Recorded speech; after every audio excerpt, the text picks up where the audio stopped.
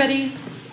Thank you to Amy and to everybody here at the Archives for inviting me. I want to particularly thank the publicity department. If you saw the flyer or even the thing out in the hall with that amazing picture, I had nothing to do with that.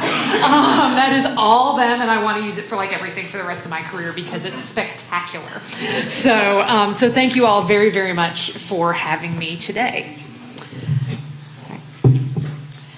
The June 1972 issue of Southern Living magazine included an article entitled "Men Cooks Take to the Grill."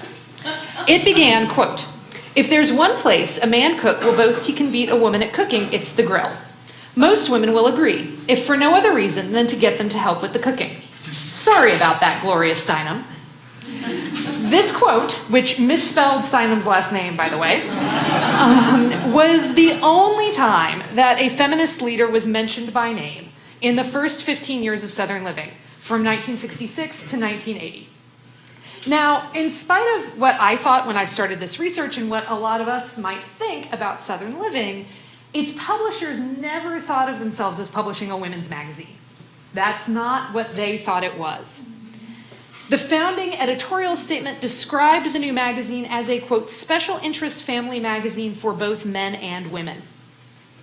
And although many of the magazine's pages were filled with recipes and design tips, in the 1970s, those areas shared space with travel, gardening, and general interest stories that were designed to appeal to a cross-gender audience. The best example of this is that the September issue from the late 60s through most of the 1970s, the cover story was always handicapping Southern football, college football. And like there's a huge, for a couple of years, there's like a pullout thing of like 20 pages sort of handicapping all the teams and breaking down the Heisman race and doing all of this. This is clearly not a women's magazine in the minds of the people who were putting it together. The magazine begins publishing in February of 1966, published out of Birmingham. And it was designed to both speak to and promote the suburban Sunbelt South. The magazine frequently extolled the economic opportunities available in the region and advanced a positive image of the South in the wake of the Civil Rights Movement. Again, it starts publishing in Birmingham in February of '66. In March 1968, the editors stated that their goals for the magazine were twofold. Southern Living, quote, contributes to the quality of the distinctive Southern scene it depicts, and is contributing also toward a better national understanding of what the South has to offer. And one of the ways that the magazine did this, and what I'm going to focus on today, is that it profiled, quote, distinctive Southerners, in a column that had a variety of names, but which was usually called This Is Their South, and that's how I'm going to refer to it. And this column ran in almost every issue from 1967 to 1975, profiling usually 2 or 3 people. Almost always there was one woman. There was only maybe 4 or 5 months out of that whole run where they were all men, and a couple of times when it was all women. And many of the women were being profiled for their professional accomplishments in traditionally male jobs. And this is what we're really going to focus on today, because those women were praised for their work. One of those women was Bonnie Linda Tabertzi. Bonnie Linda Tabertzi became the first female pilot of a major U.S. airline in the summer of 1972. A year later, she was the focus of a brief profile in Southern Living. The piece on Tabertzi concluded, quote, at American Airlines Flight Academy, Bonnie found herself in a class with 19 male pilots. But she says, quote, there was no ridicule whatsoever. We all worked and studied together. She adds, I don't expect any adverse reaction from the crews or passengers because I think women are now fully accepted in aviation. Bonnie Linda Tabertzi doesn't worry much about a title during these times of women's lib. It's neither Miss nor Ms. It's simply flight engineer. She's earned it. In its upbeat tone and its denial of obstacles facing women in traditionally male fields, the article on Tabertzi was in keeping with many of the others that appeared in This Is Their South throughout the column's run.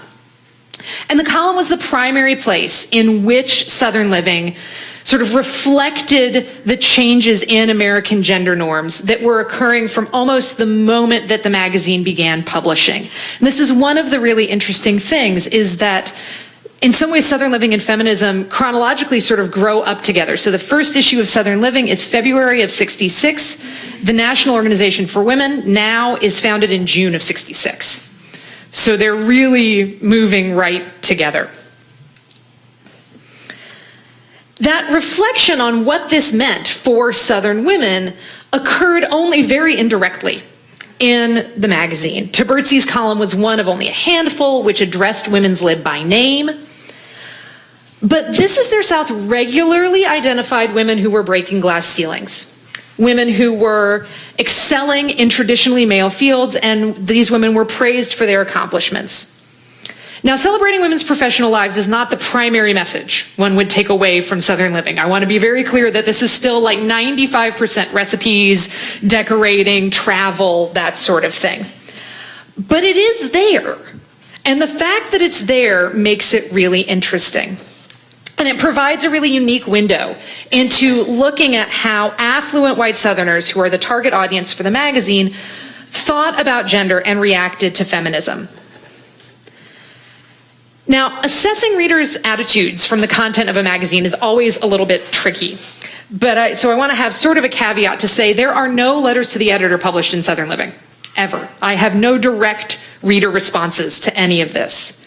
But I can sort of discern from the fact that women's magazines began incorporating quite a bit of feminist content in the 1970s due to protests by activists at those magazines. There's a famous occupation of Ladies' Home Journal, for example, in the early 70s, and also due to reader demand. Had there been any sort of backlash, either from you shouldn't profile these women or you should be doing more of this kind of direction from the readers, the magazine likely would have responded, because the magazine exists, as all magazines do, to make money. So if including this content or having it be like the one thing sort of outlying in all of this other sort of traditionally homemaking stuff had been problematic, the magazine either would have struggled or they would have changed tack. Instead, what happens is Southern Living's subscription numbers steadily increase throughout the 1970s. And so there's clearly not a lot of pushback from either direction to this content.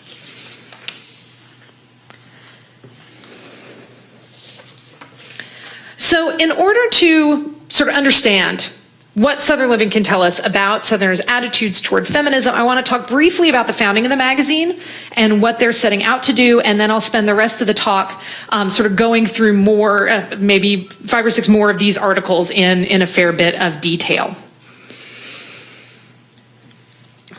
Southern Living appeared, as I mentioned, in February of 1966 as a spin-off publication of the Southern agricultural journal, The Progressive Farmer, which had been founded in the 1880s. Southern Living really struggled to find its editorial voice in the first couple of years, as the, quote, old guard of Progressive Farmer maintained editorial control early on. And they really wanted to push Southern Living into a, quote, crusading direction. And I should say all of my quotes, and a lot of this is coming from a memoir that was written by 2 of the founding editorial team members of Southern Living, 2 men named John Logue and Gary McCullough. And so that's what I'm drawing on for most of this section. These crusades that the Progressive Farmer leadership were interested in were part of the Progressive Farmers' makeup from its founding. It was founded by Leonidas Polk, a leading North Carolina populist in North Carolina in the 1880s, and he declared that he began the magazine to promote, quote, the industrial and educational interest of our people, paramount to all other considerations of state policy. Alexander Nunn, who was the executive editor of Progressive Farmer when Southern Living was spun off, had spent his career ensuring that Progressive Farmer maintained those kinds of political commitments that Polk had had for it at the founding. To Nunn, Southern Living was targeted at a more urban audience, but other than that, should follow the models set forth by Progressive Farmer 80 years earlier. He wanted the new magazine to include a politics and religion section, and he proposed a photo of Lurleen Wallace, the current segregationist governor of Alabama and wife of George Wallace, as the first cover for Southern Living. In November of 1966, Nunn hired an editor for Southern Living whose main objective, according to Gary McCalla and John Logue, these two editors whose memoir I drew from, this new editor's objective was to, quote, drag the magazine into the political wars. And the political battle that mattered most to Nunn was an undeclared defense of segregation, using all the code words acceptable to polite society. Newer members of the staff, people who were brought on to work for Southern Living, disagreed strongly with this approach. In fact, they believed that this approach would kill the magazine. They felt it was imperative that it not become a political publication and that it not keep fighting the battles of the civil rights movement years. McCalla and other staff were adamant that, quote, Southern people were thirsting for something to make them feel good about themselves, close quote, rather than continuing to fight those civil rights era battles. They believed that by focusing on the lives of affluent white Southerners, Southern Living could fill that void. That they were writing for a white audience was never directly stated, but is clearly implied in the notion of wanting to write a magazine to help Southern people feel good about themselves. I would wager that most African American Southerners are feeling a good bit better about themselves in 1966 than they were in, say, 1946. And that's not necessarily the case for the white Southerners, they believe.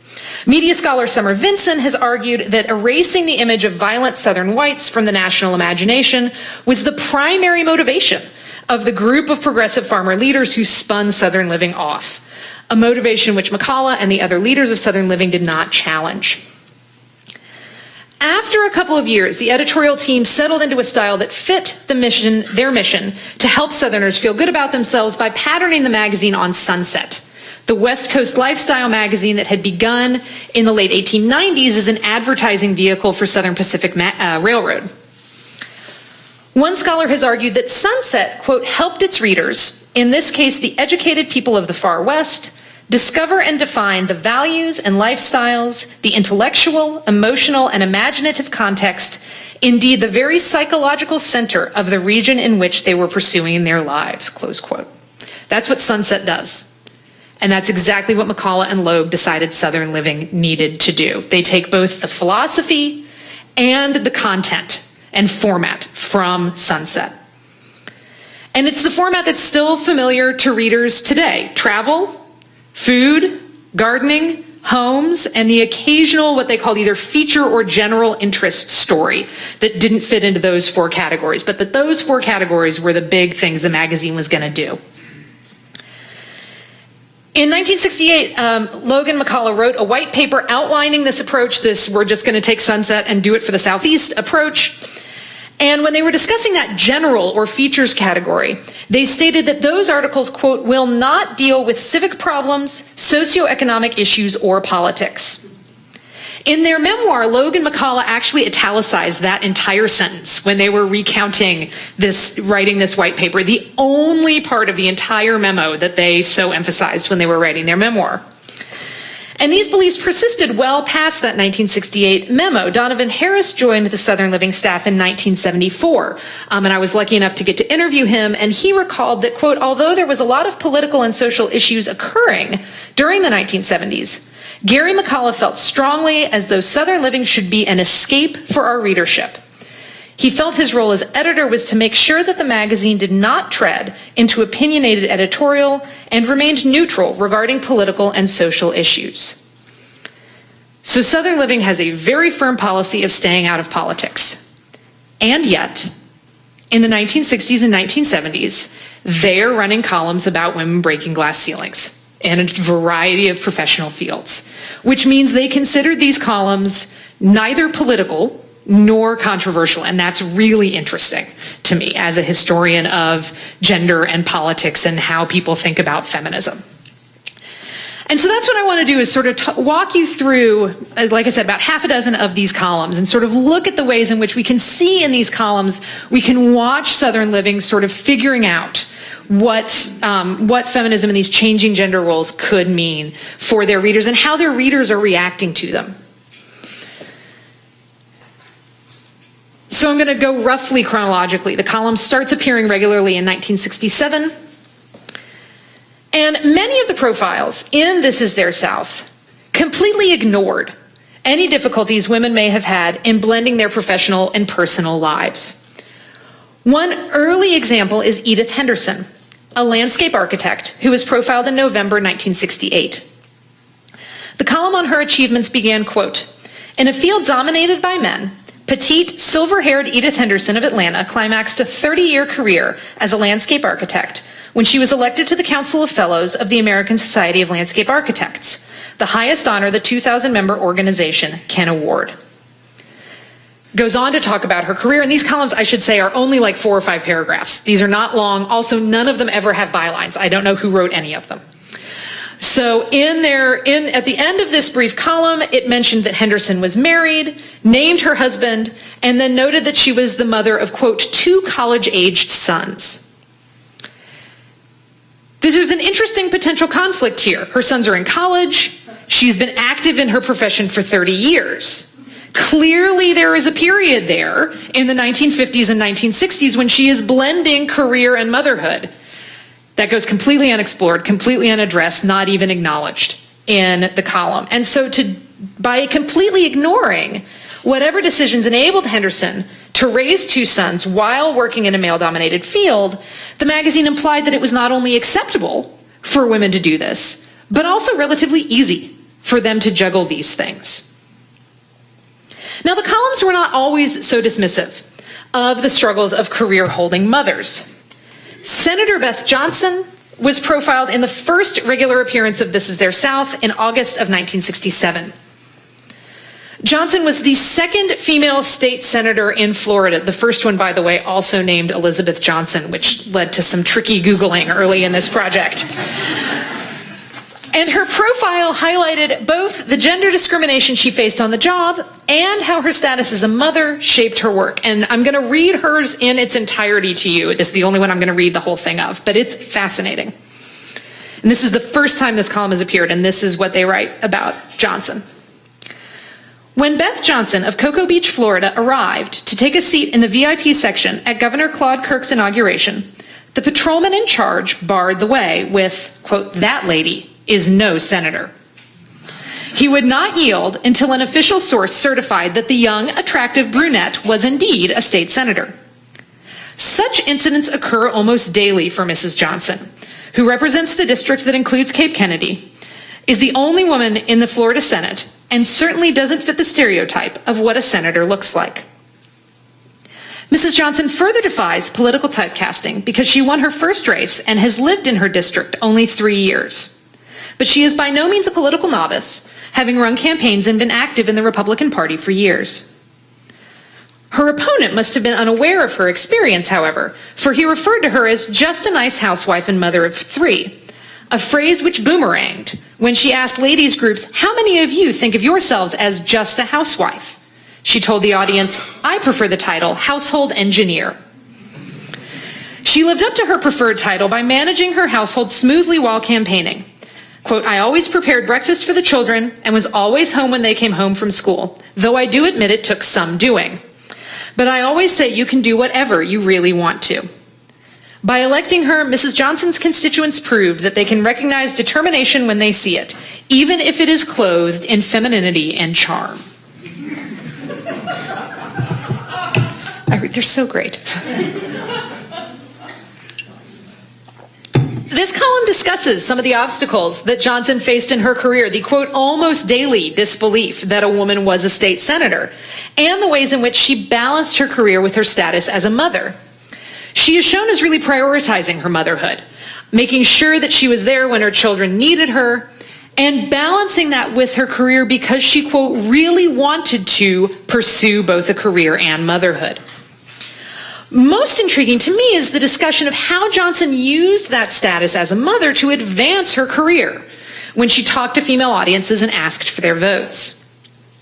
The fact that a professional politician, remember earlier it says she's been working for the Republican Party for years, so the fact that a professional politician was able to present herself as a homemaker, or in her terms, a household engineer, and not have that juxtaposition prompt negative reactions regarding potential conflicts between those two roles in 1967 suggests, at least to me, that some of the changes that feminism sought were already underway, even before the movement gained its sort of highest national profile and its most forceful let's try that again, and became as forceful as it ultimately would in national politics.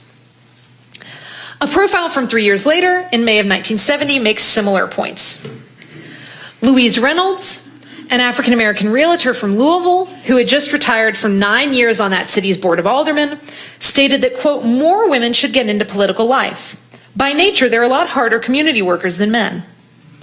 The Reynolds column also noted that she had feared the kind of reaction Johnson received when she first ran for office, stating that she had to be persuaded to run because, quote, I'm a woman and I wondered how I would be accepted. Reynolds' profile is particularly interesting because it illustrates both the ways in which Southern Living acknowledged gender-based discrimination in the 1960s and also the way in which it erased the role of the civil rights movement when it profiled African-American Southerners. Reynolds was elected to the Board of Aldermen in Louisville in 1961 as part of an organized effort by African Americans in that city to encourage all Black residents to vote for the Republican aldermanic candidates, hoping to usher in a new city regime, a new city group of officials that would be more open to the agenda and the changes that African American residents of the city wanted. This was a big push. National figures such as Eartha Kitt and Harry Belafonte came to the city to attend a rally in support of the effort, and Reynolds was one of 2 African-American aldermen elected that year as a result of this organized, citywide civil rights movement. And yet that fact is completely absent from this profile of her, as is the fact that she pushed consistently for open housing ordinances throughout her time on the board. The column in Southern Living merely states that she is, quote, an attractive, soft-spoken woman who was never afraid to speak her mind on the issues. This is also a pretty interesting sentence on a number of levels. A middle-aged African-American woman is being described as attractive in a magazine going to a white Southern audience in 1970. That's just really striking to me. And her willingness to speak her mind is being praised. And so in these ways, Reynolds' profile is in keeping with all the other professional women that Southern Living featured, whose physical appearance was usually noted alongside their professional accomplishments. While the civil rights activism that enabled Reynolds' career is erased from her profile, however, both her column and Johnson's were relatively forthright in their discussion of the sex discrimination that women either encountered or feared. Running such columns suggests that the editors of Southern Living saw nothing controversial in these women's careers. They did not agree that, quote, young, attractive brunette mothers or attractive, soft-spoken, middle-aged Black women could not be politicians. Indeed, by celebrating these women's accomplishments, they were naturalizing such careers for their readers. But even at the height of the women's movement, and as we move into the 1970s, some of the columns start really downplaying the need for further feminist change or further change to gender roles, and to ignore the obstacles that many of these women undoubtedly faced in their careers. In March of 1970, one of the featured Southerners was Poppy Northcutt, a young NASA mathematician. A very successful woman in her field, Northcutt was the first woman to ever serve in, quote, an operational role at NASA's Houston Control Center.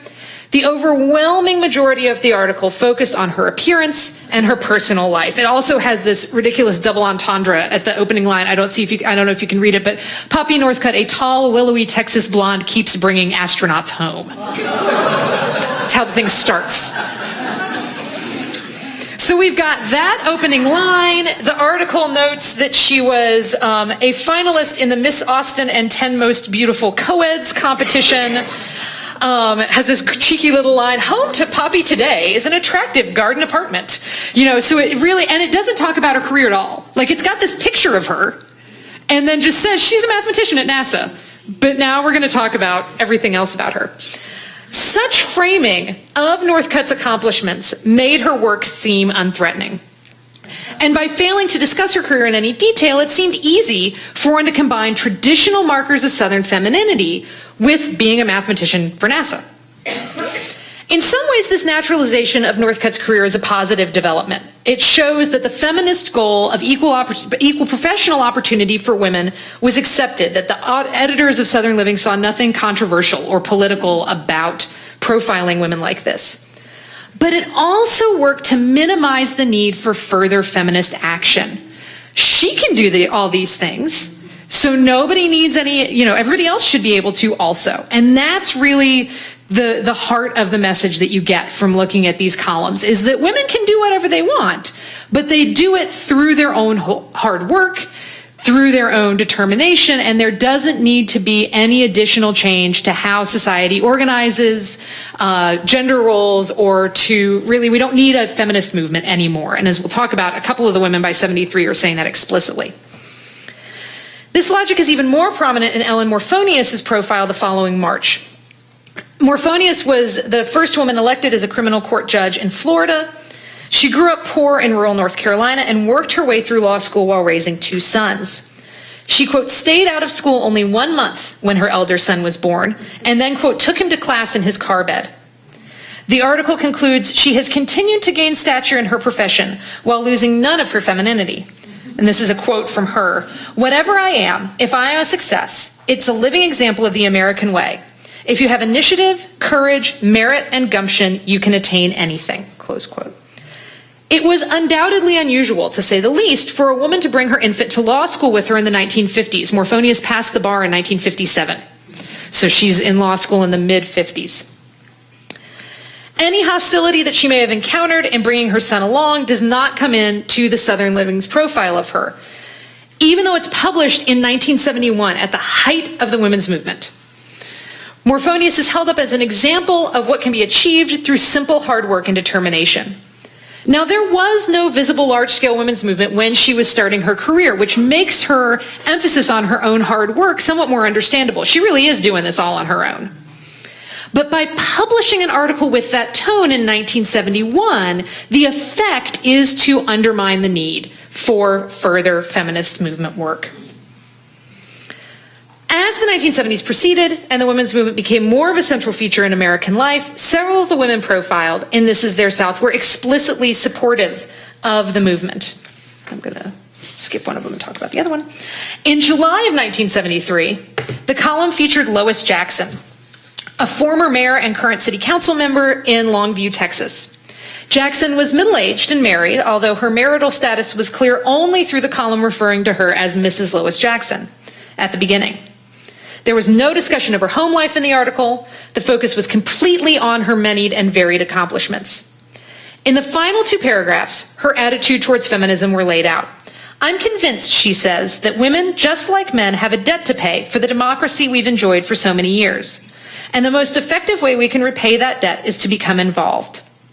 The realization must come that women have a worthwhile contribution to make, or we will limp along as a society, not functioning at our fullest. In today's society, there is no place for a closed mind but 6 feet underground. That's the end of the article. She drops the mic, she walks off.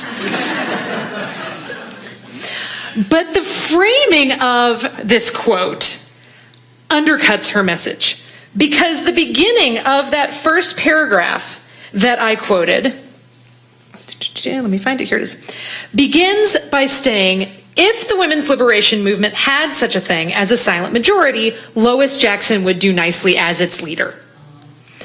By stating that if women's liberation had a silent majority, the author makes it clear that to his or her mind, Jackson is not a feminist.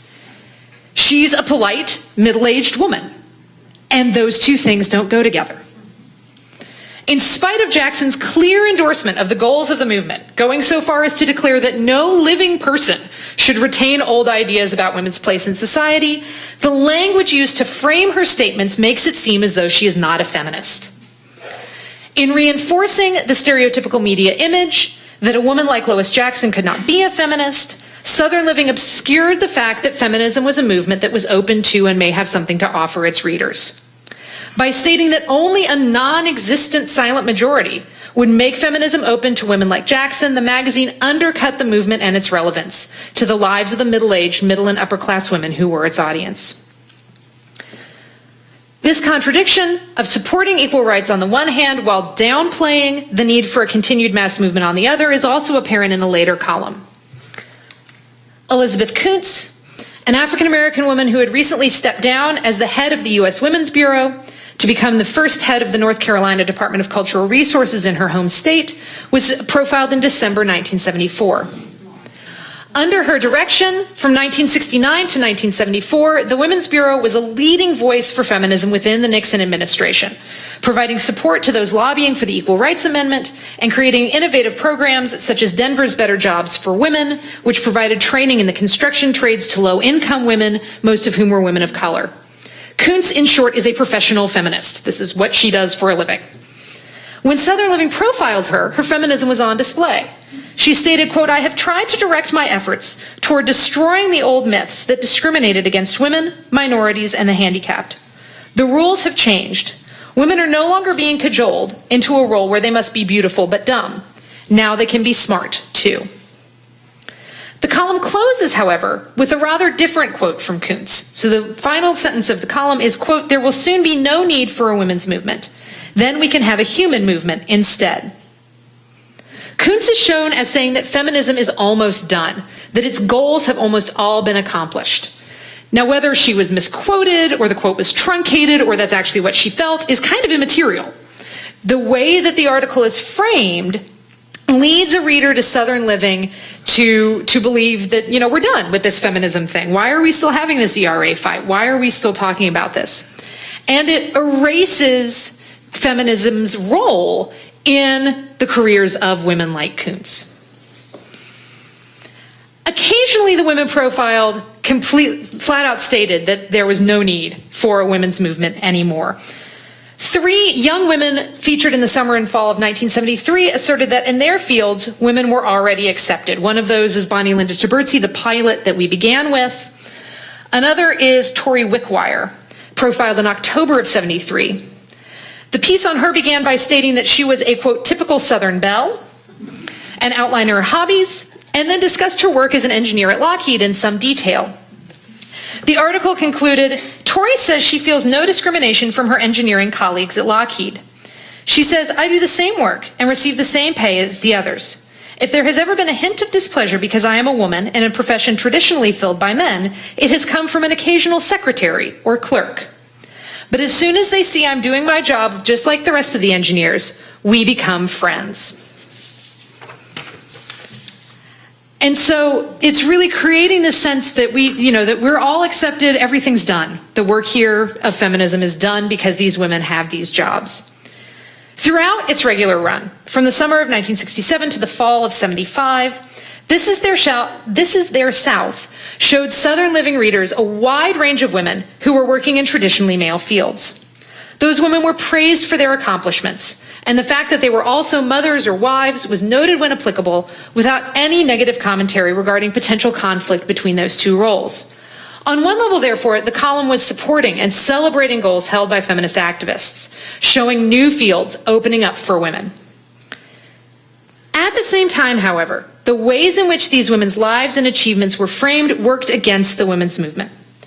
All of the women were depicted as getting where they were through their own hard work, and were also portrayed as being fully accepted into their roles without any backlash or fuss.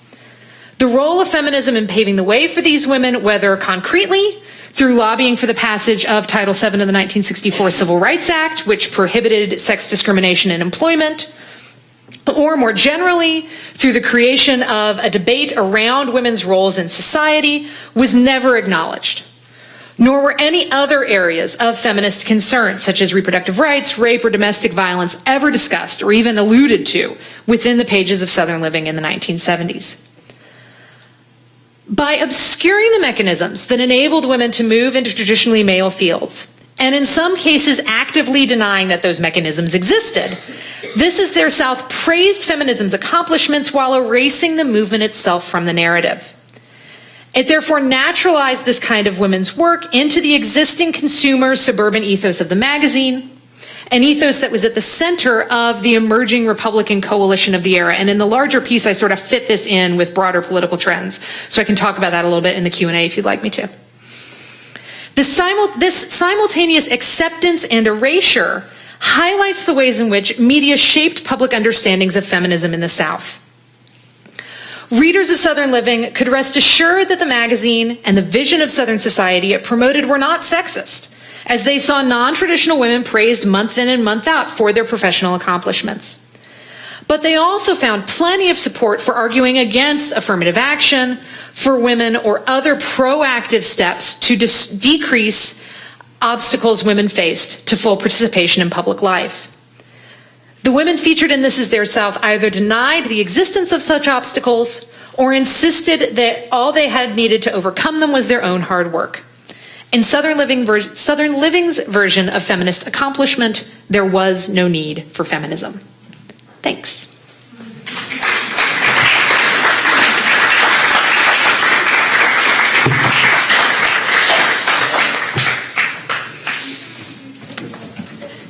All right, and Amy's getting microphones, and I'm used to being in the classroom, so I'm totally fine sort of moderating my own Q&A.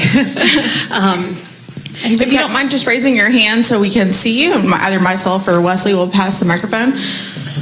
All right. Just pass that down to our friend in the black.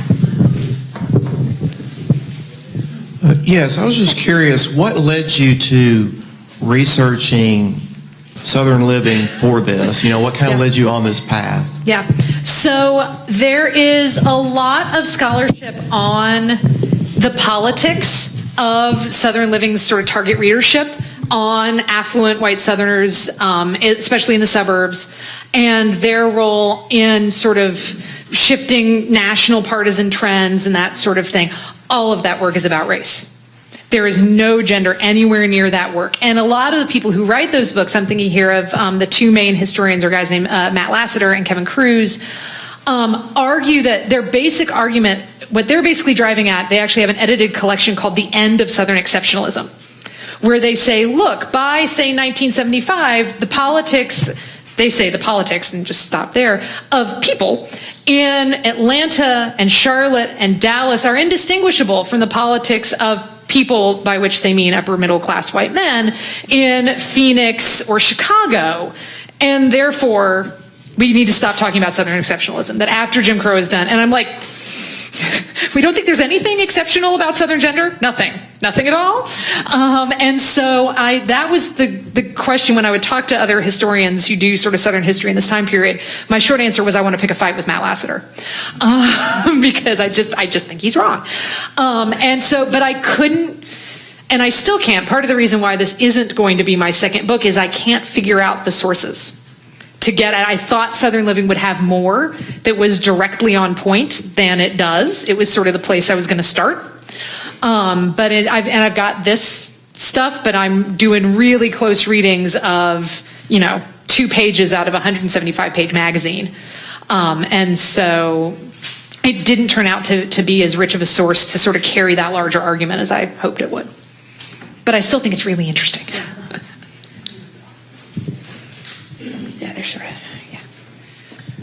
Since we are an Alabama audience, I somehow had the feeling the women you chose, there was a Kentucky, there was a Florida, there was a Texas. I didn't hear much about North Carolina, Mississippi, Alabama, Arkansas, and Louisiana. Is that a kind of a separate? I think it's part of the magazine's really wanting to talk about the Sun Belt South. This is a magazine that is for Atlanta and Charlotte and Richmond and Dallas. And one of the other groups that at Auburn, we have this little internal Southern seminar where we sort of workshop works in progress, those of us who do Southern history. And one of my colleagues said when I presented this there, she's like, a lot of the people reading this aren't Southern. They're moving and so they need the gardening and the recipes. They have no idea how to grow this stuff. They have no idea what to do with okra, which I thought was a brilliant point. Like, this is the magazine for David Sedaris' mom. Like, for those of you to whom that means something, like, they moved to the Research Triangle, and from upstate New York, and like, she doesn't know how to grow this stuff. And so I think that's why it's the editorial choice of the magazine, that they're really targeting this affluent, suburban, Sunbelt. So Progressive Farmer is for the rural, the sort of old South. They are very much for the New South. I don't know how many New Souths were on by the 70s, but it's at least the third. But that's very much an editorial choice. Yeah. Yeah. First of all, I find this fascinating. Thank you for your presentation. Sure. Also, in light of I'm about to leave my career and be a stay-at-home mom. So I'm having this conversation a lot. I'm definitely in the minority of my friends, who have made that choice. So, yeah. But anyway, you said that really bottom line is that they don't recognize or they didn't see a need for feminism, right? Yeah. If feminism, and you tell me because you're the expert, if the ultimate goal is to be treated as an equal or recognized and treated as an equal, then it sort of seems to me like the profiles would match what a man's profile would. It would kind of align. So isn't that achieving the goal of feminism? I mean, it is in some ways. It is in some ways, but it's the only women who are able to do it sort of, and here when I talk about that, it's like celebrating it. I mean, it's absolutely achieving a goal, but, and I'm sort of in the larger work, I'm referencing back to this race literature, which is looking at, again, the same group of people and trying to figure out where Lassiter starts is, okay, how are the same people in Atlanta and Charlotte and Richmond, because those are the three cities he looks at, both opposed to massive resistance in the 50s and opposed to busing in the 60s. Like, what are they, how are we sort of putting it together? And so he talks a lot about their belief in a sort of meritocratic individualism and their support of eliminating artificial barriers like segregation or overt legal discrimination, but their lack of support for anything that helps the people who have been discriminated against. Like that all we have to do is eliminate the barriers and then we don't have to do anything else. And that works for people who are in, the position to sort of take advantage of that all they needed was for the walls to come down. It doesn't do anything, which is not everybody by a long shot. And it doesn't do anything for the folks who would have, if they got one more step, would have been able to achieve a lot more. And so that's what I'm saying is that similar to affirmative action based on race, they're sort of saying we don't need any, women just need to not have the rules. And so for women, it's less about, I think, job placement and that sort of thing than about rethinking really gender roles and coming up with structures that would enable the women who wanted to do both to really do it without losing their minds. And so as the working mom, I say this, to really sort of, and also, I also want to say, because I think it's always important when, self-described feminists talk about this, more power to you for being a stay-at-home mom. I just got off of 2 weeks in which my 8-year-old didn't have camp, and I'm like, you're back in camp!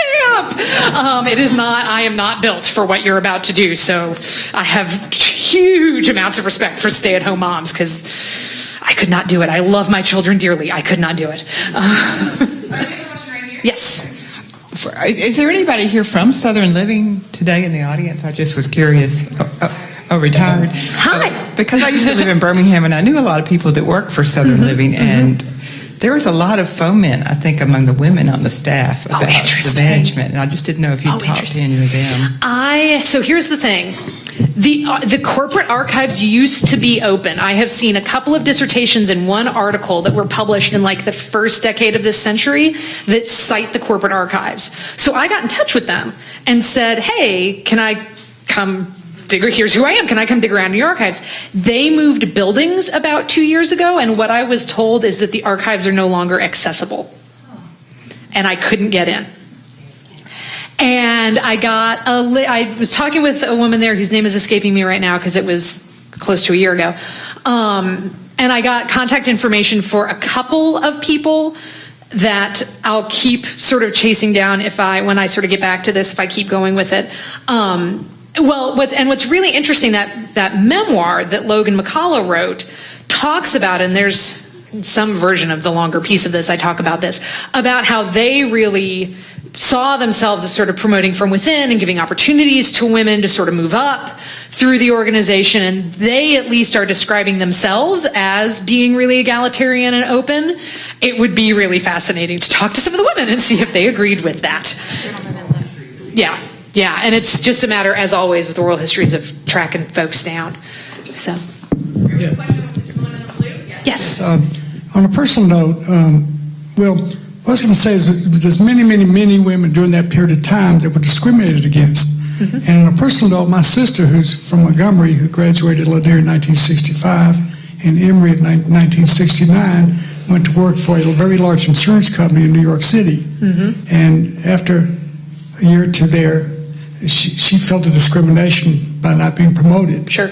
Yeah. And she said to the family, she said, I could join the feminist movement and sue, mm-hmm. But I'm worried because of my,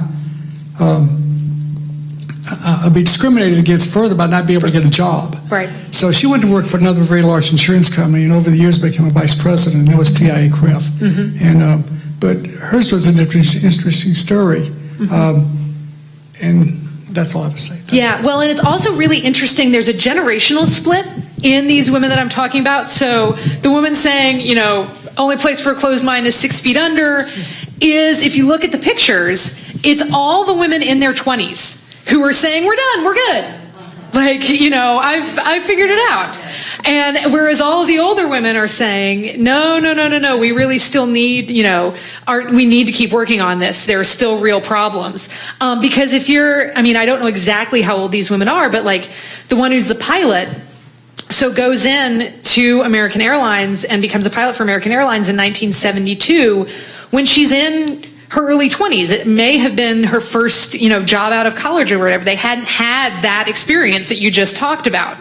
And so it's easy for them. And this is always where I start when I teach this stuff, because I didn't know. Some of you are I was born in 1980. I'm after all of this. I'm the sort of classic, you can do whatever you want. I followed my dad to the hardware store my entire childhood.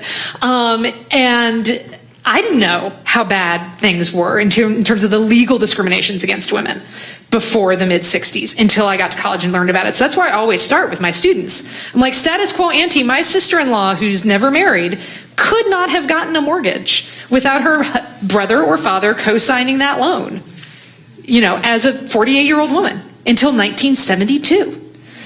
And so, and this is the kind of stuff that, the sort of structural changes that I'm talking about that had to happen, that if they're just saying hard work and gumption, yeah, but you still can't get a car loan. Yeah. Unless you're married and then it's in your husband's name. So what happens when you get divorced and your whole credit history doesn't have your name on it? Oh, yes, ma'am. You have all the time. Yeah. Have you had a chance to do any follow-up about some of these younger women to know what happened to them? So there's one that I didn't talk about. Yeah, I don't know. I think because y'all are really close together. Yeah. Yeah, take the. Yeah, it's all right. No, don't worry. One woman that I didn't talk about, who was actually on the same month as Louise Reynolds, the African American woman from Louisville, who is a marine biologist. I Googled her just out of curiosity, and she has had like an extraordinary career, sort of head of all of these international organizations and all that kind of stuff. Bonnie Linda Tiburzi, the pilot at the beginning, wrote like a big, thick autobiography in the 80s. Very much in that, I could do a whole different talk on these like business, self-help, art of the deal kinds of 80s books. It's very much that kind of thing where she's sort of saying, basically it's 400 pages of what I just said. Look at where my hard work got me. Aren't I awesome? But those are the only two that I know anything about. Yeah. And they're tough. The younger women are even tougher to Google because of course if they got married then and they changed their names, then I can't find them. So yeah, that's always with my first book, that was one of the real problems of doing oral history, is that I was doing a lot of organizational records that would have attendance, as, last names, mailing rolls, Mrs. George Smith. And then in the minutes it says, and then Gloria said, I'm like, but who is Gloria? I need a last name. I couldn't triangulate the people. I couldn't figure it out. Anything else? All right, well, we have one more. It's like normally somebody will. Well, I didn't want to take the microphone because I was afraid that I would start telling all my stories. I know everybody else wants to do that. I love that. That always happens after I give a talk. I love that. Yeah, it's great. I graduated from high school in '66, and when I went to Auburn, girls had to make a 23 and boys had to make a 16, 17. Yep. Yeah, and there was a very logical reason for that. We had to live in dorms, And so there was limited space, but yeah. And I chose at one point in my life to be a mother, homemaker, and I was a Christian feminist by that time, and told everyone that I saw I was, and and that I had chosen to be that. But anyway, my point that I wanted to make was you made a really important point, I think, and that was the emphasis on the hard work that the women did and how Southern living, and I think Southern culture stressed that. I think that is so Southern, and I think that it has impacted so much of what we do and we think, and held our progress back, because we don't see things in community. I mean, we talk a lot about small towns, community, that sort of thing, but we don't see issues that way. We think that every individual either makes their way or they don't, and they're either good or bad, and they make it or they don't. And it had an impact in the civil rights movement. But when we can see the impact of policy, attitudes on people, then I think we may see a new South. But I think that's really interesting. Thank you. We have time for one more if anybody has anything they'd like to ask or say.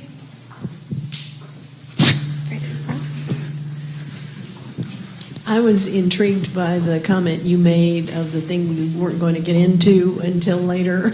Oh, about how it fits with Republican. Yes. Yeah, Can you say something about that? Yeah. So very briefly, one of the things that is interesting is that I'll come over here so that my microphone over there doesn't bother me.